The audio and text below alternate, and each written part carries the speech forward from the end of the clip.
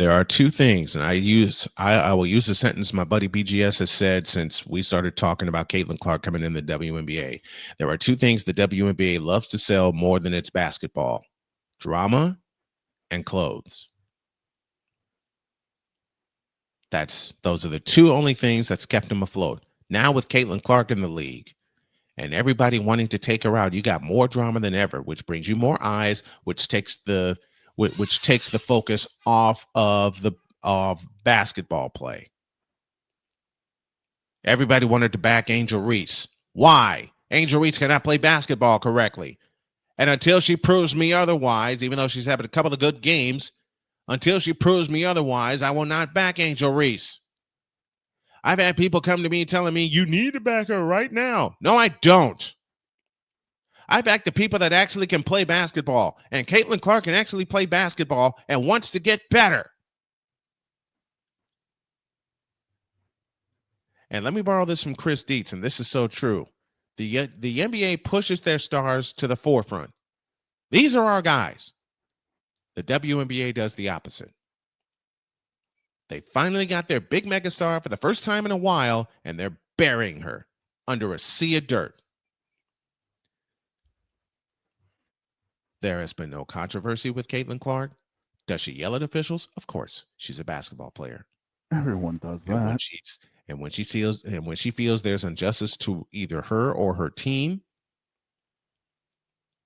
her or her team, she's going to say something about it. That's just how competitive Caitlin Clark is. I think that's what the WNBA has missed for a long time, a player that can come in, take over, bring eyes, and bring competition. And the WNBA wants to bury it. And that pisses me off more than anything else because, as I said, you're talking to a person that has loved, covered, and been around women's college basketball since 1982. 1982. Caitlin Clark shoots about 50% from the field. Angel Reese is shooting 31% from the field. Thank you, Dees. Thank you, Deets.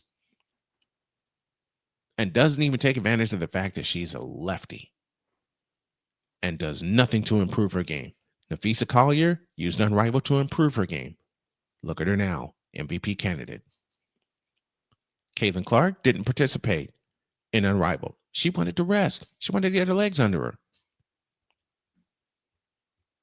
And speaking of a physicality problem, I mentioned this earlier in my first roasting. J.C. Sheldon took out two Indiana players recently. Sophie Cunningham with an ankle injury and Sydney Colson with a leg injury. Colson played on Tuesday. Sophie Cunningham was out. The Fever were able to get the win. Kathy Engelbert, if you know why people are there, which is to see Caitlin Clark play, and she's out with an injury, don't you think it should scare you a little bit about how the sales are going down? I know I'm all over the place, but I want to focus on this. Caitlin Clark is saving the league, and the fact that she's out and you say nothing about it says a lot about you. From a fellow who's covered the sport since 1982 and officially started covering it in 1995. You should be ashamed of yourself, Kathy Engelbert, that you are allowing, let's just call it honestly, you are allowing your star of stars to get pummeled and you say nothing. I go back to a Saturday game with the New York Liberty and the Indiana Fever. Caitlin Clark got fouled on that last play and nothing was called, nor was any discipline given out. The player I speak of who committed said foul, Natasha Cloud. First game of the season, you want to give Caitlin Clark a flagrant foul because of a common foul on Angel Reese? That to me says a lot about how you're thinking. And you don't do anything to reverse it because it was not a flagrant foul. It was a common foul.